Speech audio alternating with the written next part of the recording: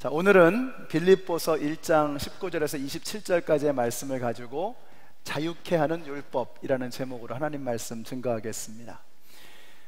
저는 교회를 꽤 오래 다녔기 때문에 이것저것 주워 들은 것이 많았습니다. 그래서 지적으로는 이해가 되기도 했지만 그래도 선뜻 예수님을 믿는 것이 쉽지 않았습니다. 제가 예수님 믿는 것을 좀 꺼려했던 이유 중에 하나는 예수님을 믿게 되면 그때부터 제 인생에 제약이 너무 많아질 것 같았습니다. 하고 싶지만 하지 못할 일들이 많아지고 하기 싫지만 해야 할 일들이 많아질 것 같은 그런 생각에 하여튼 예수님을 믿는 것을 최대한으로 미루고 싶은 이런 심리가 있었던 것 같습니다. 그래서 제 마음속에 나도 이런 사람이 좀 되고 싶다. 어떤 사람이냐면 예수님을 십자가에서 막판에 영접해가지고 하여튼 인생 마음껏 즐기다가 막판에 천국 갔던 그 강도, 좀 그렇게 좀 하여튼 미룰 수 있으면 최대한으로 밀어놓고 내 하고 싶은 거 좀 다 하고 그러고 나서 천국은 가야 되겠으니까 예수님 나중에 믿어야 되겠다, 이런 생각이 좀 마음속에 있었던 것 같습니다. 하여튼 예수님을 믿으면 인생이 좀 지루해질 것 같은 이런 생각이 있었어요. 그러나 그것은 큰 오해였습니다. 막상 예수님을 믿게 되니까 이게 부담스러운 일이 아니라 정말 신바람 나는 일이라는 것을 느끼게 됩니다. 여러분, 예수님을 믿는 것은 하고 싶은 일을 억지로 참아내는 것이 아니고 더 즐거운 일을 발견하는 것입니다. 저는 한국에서 노래방 굉장히 좋아했습니다. 제가 있었던 그 신촌에 한국을 제가 떠나올 때 그 즈음에 저희가 이제 저희 사회학을 공부했는데요. 그 사회학과에서 저희가 조사를 했습니다. 신촌에 노래방이 몇 개냐. 그래서 71개, 그 당시에 71개가 노래방이 있었어요. 그 중에 아마 상당수의 노래방을 헤집고 다니면서 저는 굉장히 노래방을 인조이 했었습니다.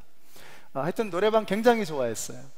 근데 이제 미국에 와서 예수님을 영접하고 나서 이제 주님을 만나게 되니까 노래방 가는 게 이렇게 싫은 건 아닌데 그거보다 훨씬 더 즐거운 일들이 있다는 것을 발견하게 되었습니다. 그래서 지금은 그냥 기계음에 맞춰서 그냥 틀에 맞춰서 노래하는 게 아니라 기타 치면서 방방 뛰면서 라이브로 하나님 찬양하는 게 훨씬 더 즐거워졌습니다.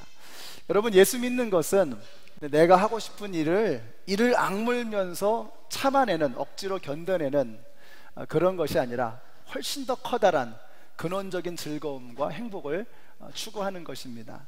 그래서 우리는 예수를 믿는 것이 얼마나 즐거운 일인가 하는 것을 알아야 됩니다. 그게 오늘 사도 야고보가 하는 말씀입니다. 25절 보시면, 그러나 완전한 율법, 곧 자유를 주는 율법을 잘 살피고 라고 했습니다. 그러니까 율법에 대해서 설명을 하는데 율법은 무엇이냐? 우리를 자유케 하는 율법이다, 이렇게 설명을 하고 있습니다. 율법은 자유케 하는 율법. 자, 그러면 여러분에게 한번 질문을 던져봅니다. 여러분 동의가 되세요? 율법은 정말 우리를 자유케 한다. 여러분 이게 동의가 되십니까?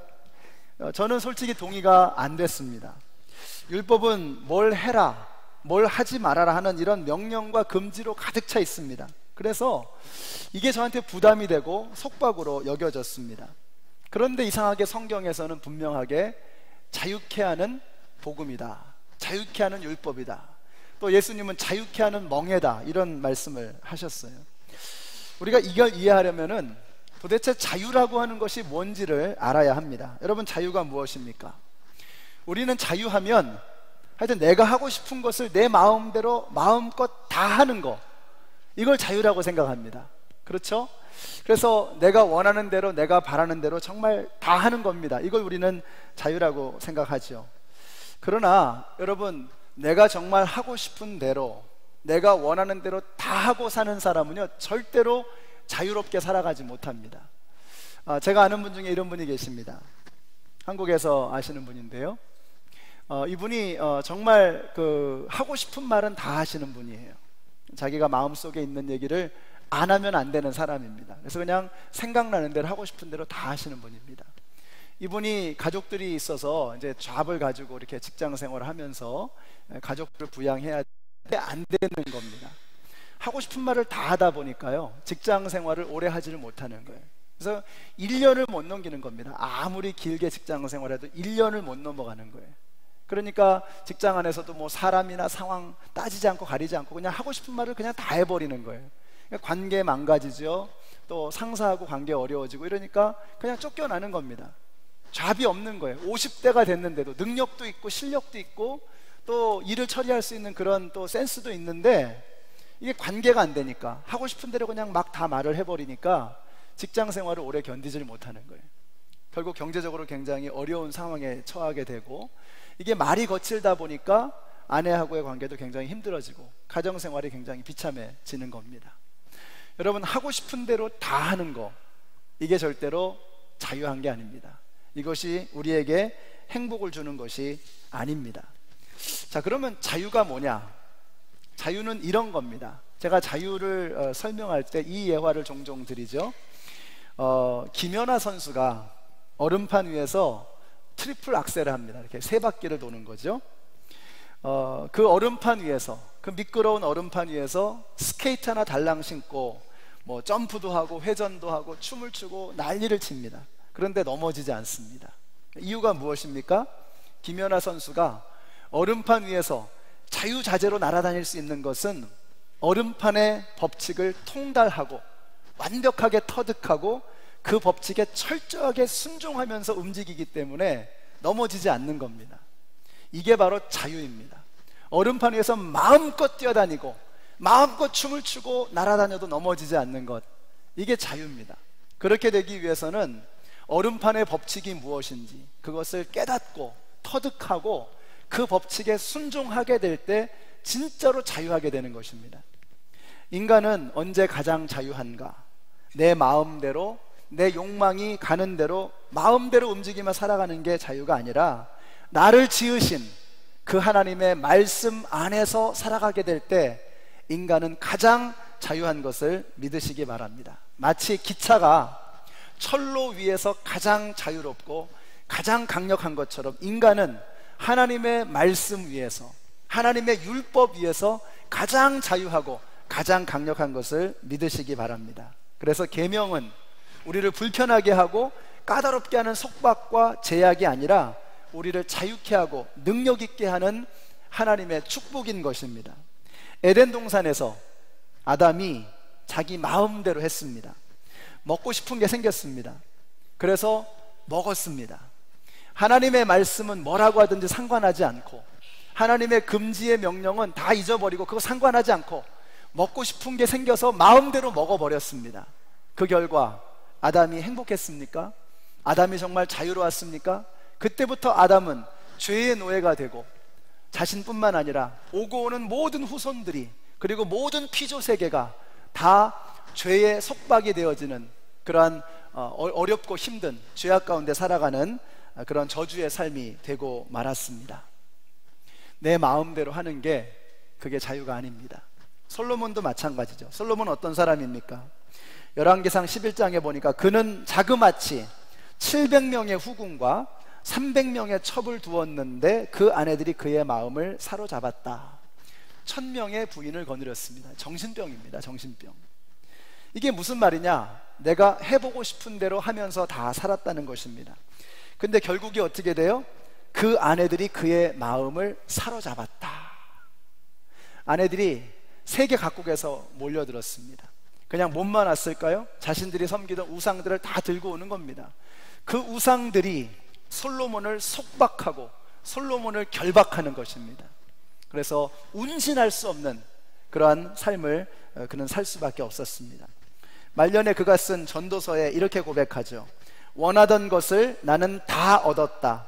누리고 싶은 낙은 무엇이든지 삼가지 않았다. 다 했다는 겁니다. 나는 하는 일마다 다 자랑스러웠다.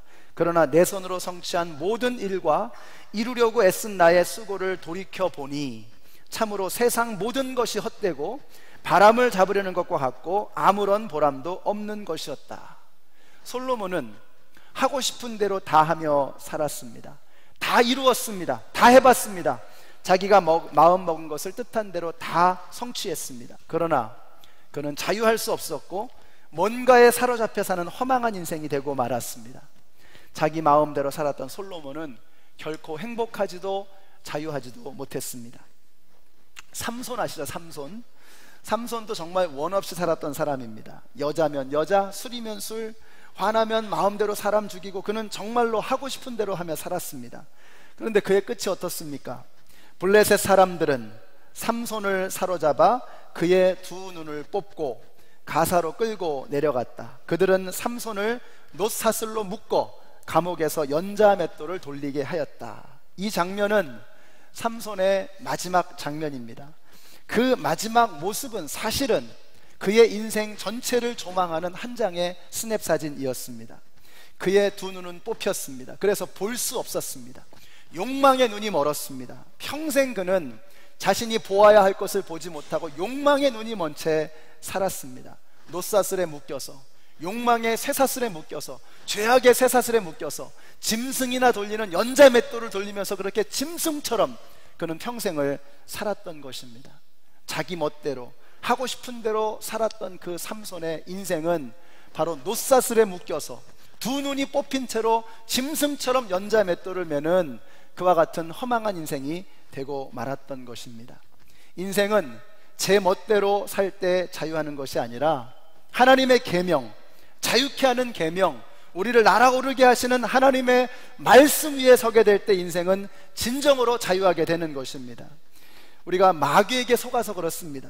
에덴 동산에서 속았던 인간은 솔로몬의 때에도, 삼손의 때에도, 그리고 지금도 우리는 마귀에게 속고 있습니다. 우리 속지 마십시다. 하나님의 말씀 위에서 우리는 진정으로 자유하게 되는 것입니다. 내 마음대로, 내 하고 싶은 대로 다 하고 사는 게 이게 자유가 아니라 하나님의 말씀 안에서 살아갈 수 있는 이 능력을 통해서 우리는 진정한 자유를 누리게 되는 거예요. 거기에는 훈련이 필요한 겁니다. 거기에는 땀을 흘리는 노력이 필요한 거예요. 여러분, 김연아 선수가 얼음판 위에서 넘어지지 않고 마음껏 날아다니기 위해서 얼마나 많은 훈련과 얼마나 많은 땀을 흘렸겠습니까? 철저한 훈련과 자기 훈련과 연습과 그 모든 시련의 과정을 거쳐서 그는 비로소 자유할 수 있었던 것입니다. 우리가 신앙생활을 해나가는 과정이 바로 그와 같은 것입니다. 말씀대로 살아보려고, 아까 말씀하신 간증하신 것처럼 말씀대로 살아보려고 몸부림치고 애쓰고 하면서도 끊임없이 수도 없이 넘어지잖아요. That's okay. 연습의 과정인 것입니다. 넘어지면 다시 일어나서 포기하지 않고 그 훈련의 과정을 계속해서 해나가게 되는 것입니다. 여러분, 예수님께서 그토록 강조하셨던 것이 용서입니다. 용서. 하나님의 말씀, 하나님의 계명이 우리에게 주시는 것이 뭐냐? 용서하려는 거, 용서. 얼마나 용서를 강조하셨느냐? 너희가 다른 사람을 용서하지 않으면 내가 너를 용서하지 않을 거야 라고 윽박 지르면서 예수님께서 용서를 강조하셨습니다. 어느 날 베드로가 예수님에게 물었습니다. 몇 번이나 용서해야 됩니까? 그러면서 이제 예수님께 칭찬받을 요량으로 7번까지 용서하리까 이러는 겁니다. 예수님께서 뭐라고 말씀하세요? 70번씩 7번이라도 용서해라. 이건 뭐 멘붕입니다. 멘붕. 아니, 어떻게 한 번도 용서하기 어려운데 우리가 뭐라 그러죠? 너 한 번만 걸려봐. 한 번만 걸려봐. 그게 뭐예요? 한 번도 용서 못하겠다는 거예요. 그게 우리들입니다. 한 번도 용서 못하는 게 우리들이에요. 그런데 70번씩 7번이라도 죽을 때까지 용서하라는 거예요. 이유가 무엇일까요? 왜 예수님은 우리에게 그렇게 힘들고 어려운 부담을 지워주시는 겁니까? 미워하고 싶은 사람 마음껏 미워하고 살고 싶은데 왜 용서하라는 것입니까? 왜냐하면 용서해야 내가 자유할 수 있기 때문입니다. 용서해야 내가 행복할 수 있기 때문에 그래요. 여러분, 내가 복수심을 품고 살아가는 것은, 미움을 품고 살아가는 것은 내가 독을 품고 사는 것과 똑같습니다. 나를 죽이는 겁니다. 정말 억울한 것은 내가 누군가를 죽어라 미워한다고 해서 그 사람은 아무 상관이 없어요. 잘 먹고 잘 살고 잘 사는 겁니다. 누구만 죽어나는 거예요? 나만 죽어나는 거예요. 미워하는 그 사람을 주야로 묵상하면서 결국 죽는 건 누구예요? 나만 죽는 겁니다. 예수님이 우리를 사랑하시기 때문에 용서하라고 말씀하시는 거예요. 여러분, 용서가 살 길인 것을 믿으시기 바랍니다. 그게 용서가 하나님의 명령이거든요. 예수님의 명령이거든요. 그 명령을 지킬 때 우리가 자유하게 되는 거예요. 여러분이 누군가를 죽어라 미워합니다. 그러면 밤낮 없이 그 사람 생각하죠. 그러면서 내가 싫어하는 그 사람을 나도 모르게 닮아가는 거예요. 이게 참 희한하죠. 예? 내가 그 사람 싫어요. 너무너무 싫어. 그래서 밤낮없이 그 사람을 생각하면서 미워해요. 그러면서 닮아가는 거예요. 밤낮으로 그 사람을 생각하니까 닮아가는 거예요. 여러분, 용서가 그 사람으로부터 나를 자유하게 하는 것입니다. 여기 계신 모든 성도님들이 마음속에 품었던 원한, 미움, 시기심, 질투심, 불평 이런 거 다 떨쳐버리시고 자유하게 되시기를, 용서하심으로 자유하게 되시기를 우리 예수님의 이름으로 축원합니다. 자, 이렇게 우리는 하나님의 말씀이 우리를 자유케 한다는 것을 압니다. 그런데 우리가 교회를 여기 믿은 지 얼마 안 되시는 분도 계시지만, 교회를 여러분 얼마나 우리가 오랫동안 다녔습니까? 말씀을 매주마다 얼마나 듣습니까? 그런데 왜 내가 듣는 이 말씀은, 왜 그 말씀이 나를 정말로 자유케 하지 못하느냐 이겁니다. 왜 그 말씀이 나를 자유케 하는 능력이 되지 못하는가 하는 것입니다. 그래서 오늘 야고보가 그 말씀을 합니다. 어떻게 해야 우리가 이 말씀이 정말로 나를 날아오르게 하는, 자유케 하는 말씀이 될 것인가? 첫째는 편견 없이 하나님의 말씀을 받을 수 있어야 합니다. 19절 보세요. 사랑하는 형제자매 여러분은 이것을 알아두십시오. 누구든지 듣기는 빨리 하고 말하기는 더디하고 노하기도 더디하십시오. 왜 말씀이 우리를 자유케 하는 진정한 능력이 되지 못하는가? 편견을 가지고 말씀을 듣는 거예요. 편견을 가지고 듣기는 빨리 하고 말하기는 더디하고 노하기도 더디하라. 말하기 전에, 내가 평가하고 판단하기 전에, 내가 정죄하기 전에 먼저 들으라는 것입니다. 들을 게 있는 자는 들으라고 예수님도 말씀하셨잖아요. 들으라는 거예요. 먼저 들어야 그 말씀에 편견 없이, 내 판단 없이 그 말씀을 있는 그대로 하나님께서 나에게 주시는 말씀으로 붙잡고 들을 때, 그때 그 말씀이 내 안에 들어오게 되는 것입니다. 그러나 반대로 그 말씀을 내가 나에게 주시는 말씀으로 받지 않고 그 말씀을 판단하고 점수 매기고 그러면 그것은 나와는 상관없는 말씀이 되고 맙니다. 그냥 의미 없는 소음으로 끝나는 거예요. 누구 손해입니까? 내 손해지요. 여러분, 오늘날 얼마나 말씀이 많습니까? 한번 생각해 보세요. 여러분, 책을 봐도 얼마나 많은 설교가 있고, 여러분 인터넷 TV 켜고 라디오 켜면 설교가 계속 나옵니다. 근데 그 가운데는 내가 정말 귀에 쏙쏙 들어온다는 그런 말씀도 있고, 말씀이 이래. 근데 이런 식의 태도가 옳지 못하다는 거예요. 우리가 하나님의 말씀을 들을 때는 그런 식으로 해서는 안 된다는 겁니다. 말을 하기 전에, 그것을 분노하고 미워하고 판단하기 전에 먼저 뭐예요? 빨리 들으라는 거예요. 듣기는 속히 하고 말하기와 노하기는 더디하라는 것입니다. 판단을 유보하고 먼저 그 말씀을 나에게 주시는 하나님의 말씀으로 받으라는 거예요. 들을 게 있는 사람만 이 말씀을 들을 수 있는 것입니다. 그래서 그 말씀의 씨앗을 진정으로 내 가슴에 담으라는 것입니다. 여러분, 저를 포함해서 여기 계신 모든 성도님들, 우리가 어떤 말씀을 듣든지 간에 상관없이, 어떤 분은요 기가 막히게 말을 잘합니다. 어떤 분은 말이 어눌합니다. It doesn't matter. 그건 상관이 없는 거예요. 여러분, 세상이 점점 이상해져가지고 엔터테인먼이 돼가지고, 예배가 엔터테인먼이 돼서 막 재밌는 얘기하고 막 설교를 기가 막히게 잘하고 이러면 은혜 받았다 그러고요, 내용을 상관하지 않는 거예요. 그 안에 있는 영적인 능력을 생각하지 않는 거예요. 그냥 우리는 우리의 귀를 즐겁게 하는 그 말씀을 은혜 받았다고 합니다. 잘못된 태도입니다. 오늘 나에게 어떤 말씀을 주든지 상관없이 그 말씀은 나에게 주시는 하나님의 말씀으로 알고 그 말씀을 있는 그대로 받는 것입니다. 오늘 나에게 이 말씀을 주시는구나, 이 말씀을 주시는구나. 그래서 우리 교회에 어떤 분이 오셔서 이 자리에 서서 말씀을 하시든 우리 오늘 결심하십시다. 하나님, 제가 이제는 점수 매기지 않겠습니다. 판단하지 않겠습니다. 그냥 먼저 제 마음에 하나님, 그 하나님께서 나에게 주시는 말씀으로 받기를 소원합니다. 우리가 듣기는 빨리 하고 말하기 노하기를 더디할 때 그 말씀이 진정으로 나를 살리는, 자유케 하는 능력의 말씀이 되는 것입니다. 그래야 우리의 신앙이 변화됩니다. 여기 계신 모든 성도님들이 하나님의 말씀 앞에 판단자로 서지 마시고 그 말씀을 받으시는 은혜의 신앙생활을 하게 되시기를 예수님의 이름으로 축복합니다.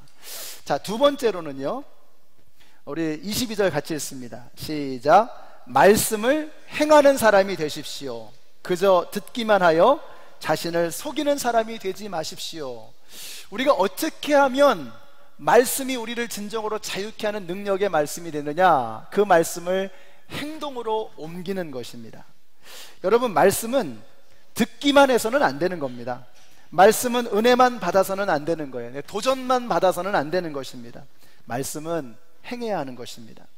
많은 사람들이 스스로를 속이는 게 이겁니다. 우리는 말씀을 듣는 게 다라고 생각합니다. 혹은 도전받고 은혜 받으면 된다고 생각합니다. 이 잘못된 겁니다. 어떤 분들은 이 예배에 설교 시간에만 안 늦으면 된다 이렇게 생각하시는 분들이 있지만 이건 완전히 잘못입니다. 오해입니다. 오해. 종교개혁 이후에 우리가 말씀을 강조하다 보니까 그게 너무 지나치게 강조가 되어서 설교 듣는 게 예배 드리는 거다 이렇게 착각을 하게 됐어요. 그렇지 않습니다. 전혀 그렇지 않습니다. 처음에 드리는 찬양부터 기도부터 우리가 드리는 이 모든 것들이 하나님을 향해 올려드리는 예배가 돼야 되는 것이죠. 우리가 말씀이 중심이 되는 거 참 좋은데 그러다 보니까 말씀을 하나의 엔터테인먼트로 생각하고 말씀을 듣는 것, 그래서 은혜 받는 것, 내 눈에서 눈물 흘리는 것, 이게 예배라고 생각합니다. 아니거든요. 말씀을 듣는 게 예배가 아닙니다. 은혜를 받는 게 예배가 아니에요. 내 눈에서 눈물 흘리는 게 예배가 아닙니다. 그럼 우리 어떻게 해야 되느냐? 그 말씀을 가지고 내 삶에 적용해서 삶으로 사는 겁니다. 그때 비로소 그 말씀은 나를 자유케 하는 능력의 말씀이 되는 것입니다. 우리 25절도 같은 말씀입니다. 그러나 완전한 율법, 곧 자유를 주는 율법을 잘 살피고 끊임없이 그대로 사는 사람은 율법을 듣고서 잊어버리는 사람이 아니라 그것을 실행하는 사람인 것입니다. 이런 사람은 그가 행한 일에 복을 받을 것입니다.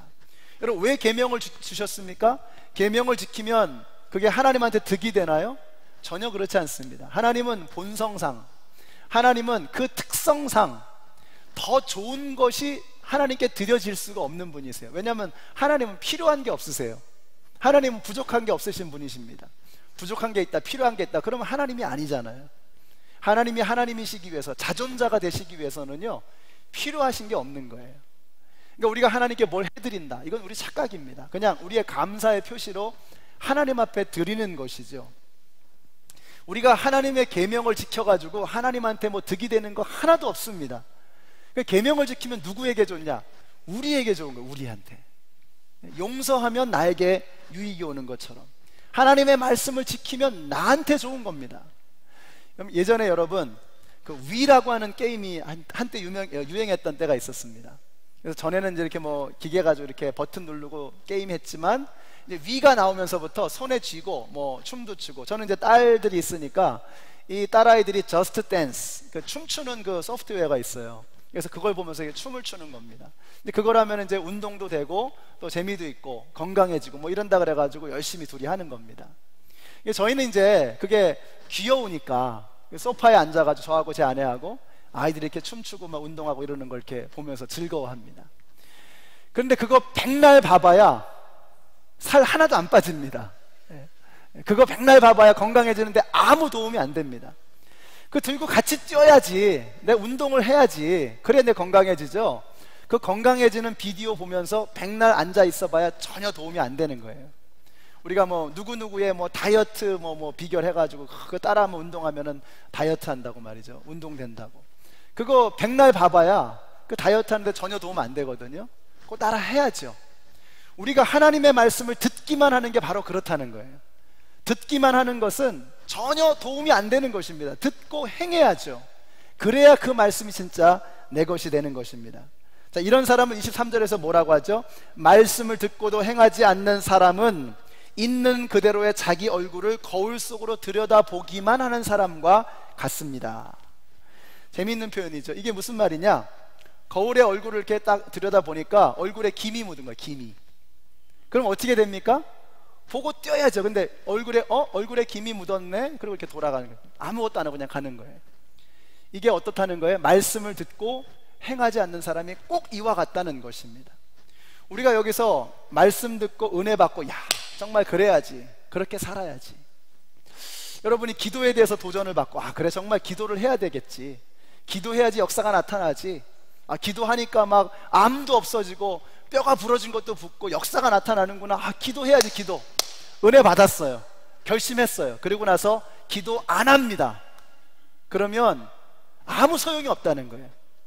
얼굴에 묻은 김 보고 않고 그냥 돌아서는 사람과 다르지 않다는 거예요. 여러분, 은혜 받는 게 이게 신앙생활이 아닙니다.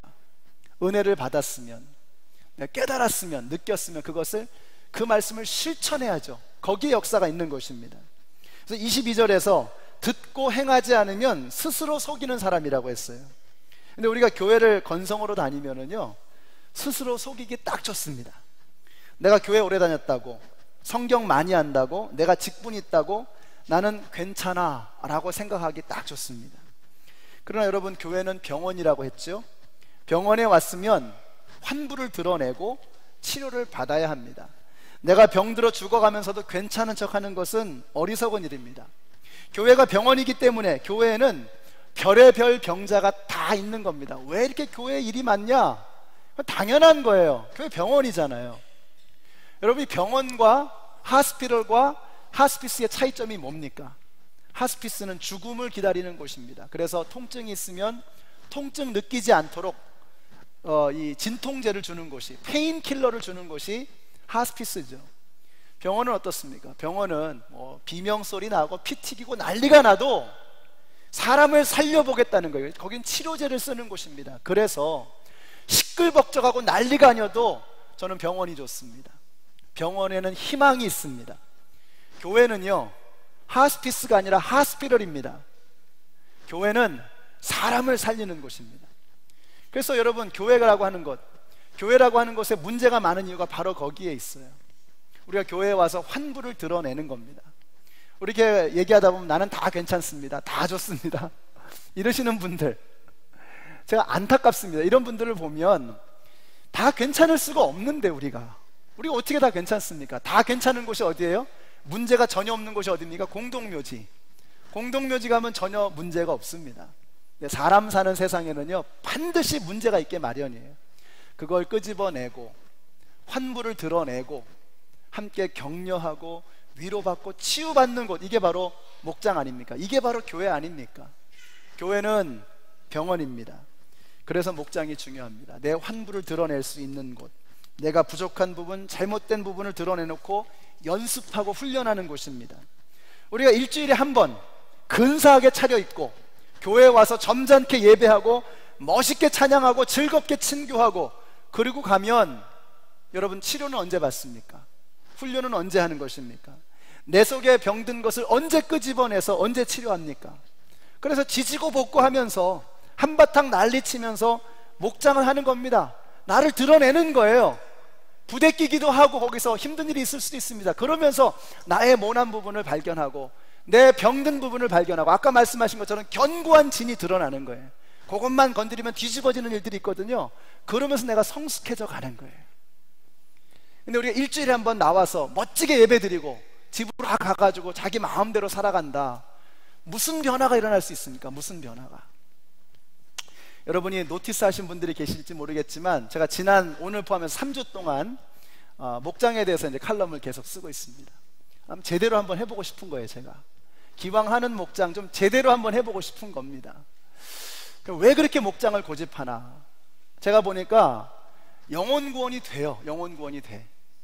전에 제가 한 400~500명 되는, 꽤 큰 교회라고 볼 수 있잖아요. 400~500명 되는 그런 교회 2군데에서 11년 동안 부교역자로 신앙생활 했었습니다. 섬겼습니다. 근데 11년 동안 부목사로 있으면서 그 교회에서 세례받는 일들이 거의 없는 거예요. 중고등부 애들이 나이 들어서 올라와서 세례받는데, 정말 안 믿는 사람이 와가지고 예수 믿는 일을 거의 못 보는 겁니다. 여러분, 400~500명이나 되는 큰 교회에서 11년 동안 정말 손가락 꼽는 것 같아요. 무슨 말입니까? 예수님께서 이 땅에 오셔서 자신의 온몸을 던져서 핏값을 주고 세우신 교회 아닙니까? 왜요? 우리끼리 모여서 잘 먹고 잘 살라고 즐거우라고가 아니잖아요. 교회를 통해서 죽어가는 영혼들을 살리라는 거 아닙니까? 전도해야 된다는 거 아니에요? 근데 전도가 안 되는 거예요. 수백 명, 수천 명이 모이는 교회에서 전도가 안 되는 거예요. 다른 교회에 있던 사람들이 와가지고 교회가 커질 수는 있어도 영혼 구원의 역사가 안 일어나는 거예요. 그런데 제가 이렇게 어느 날 어떤 한 교회를 방문해 보는데 1년에 200명을 세례를 준다는 걸 보면서 제가 뒤집어진 겁니다. 야, 이거면 되고 안 되고를 따질 게 아니라 일단 하고 봐야 되겠다 해서 제가 가정교회를 시작한 겁니다. 영혼 구원의 역사가 이루어집니다. 또 한 가지는 성장이 이루어지는 거예요. 많은 사람들이 많이 배워가지고 머리만 큽니다. 성경 지식도 많아지고. 제가 청년들을 데리고 5년 동안 제자 훈련을 했습니다. 근데 청년들 중에 성장하는 사람과 성장하지 않는 사람들이 확연하게 구별되는 거예요. 어떤 사람이 성장하냐? 설거지하는 사람들이 성장하더라고요. 청년들 중에서 회장, 부회장, 셀 리더들, 설거지하고 섬기고 하는 사람들만 성장하고 나머지는 맨날 얻어먹는 거예요. 맨날 그 자리에. 섬김의 현장이 없으니까 성장을 안 하는 거예요. 가정교회가 매력적인 것이 섬김의 현장이 있더라고요. 배운 것을 실천해 볼 수 있는 삶의 자리가 있는 것입니다. 그래서 제가 가정교회라고 결심한 거예요. 그것이 주님이 원하시는 교회의 모습이라고 생각한 겁니다. 여러분, 병원이 크다고 다 좋은 병원 아니죠? 사람 살려야 좋은 병원이죠? 교회도 마찬가지입니다. 크다고 좋은 교회가 아닙니다. 사람을 살려야 좋은 교회가 되는 것입니다. 여러분, 교회가 성장해야 됩니다. 교회는 생명이기 때문에 생명이 있으면 성장하게 되어 있습니다.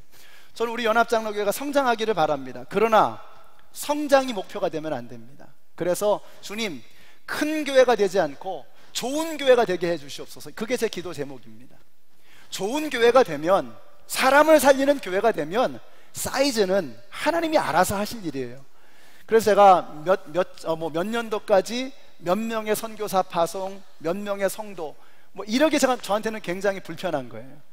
근데 작년 연말에 이제 우리 교회 버짓을 짜야 되니까 장로님들이 목사님, 우리 교회가 어느 정도 성장할 것 같습니까? 여쭤보시는데 제가 그냥 그전에는 얘기를 안 했었거든요. 근데 작년에는 이렇게 어떻게 됐는지 제가 이 정도는 될 것 같습니다라고 입으로 말을 해버린 거예요. 제가 너무 후회한 겁니다. 너무 하나님 앞에 죄송한 거예요.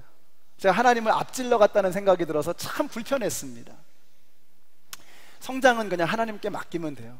그럼 우리는 뭘 해야 되느냐? 좋은 교회, 주님이 기뻐하시는 교회, 치유와 회복의 역사가 일어나는 교회, 전도가 이루어지는 교회, 정말 교회를 필요로 하는 사람들이 모이는 교회, 교회가 필요해가지고 사람들 데려오는 게 아니라 교회를 필요로 하는 그런 사람들이 모이는 그런 교회, 그런 교회를 꿈꾸고 그런 교회를 하면 하나님께서 이 교회를 통해서 놀라운 역사를 이루어 주실 줄로 믿습니다.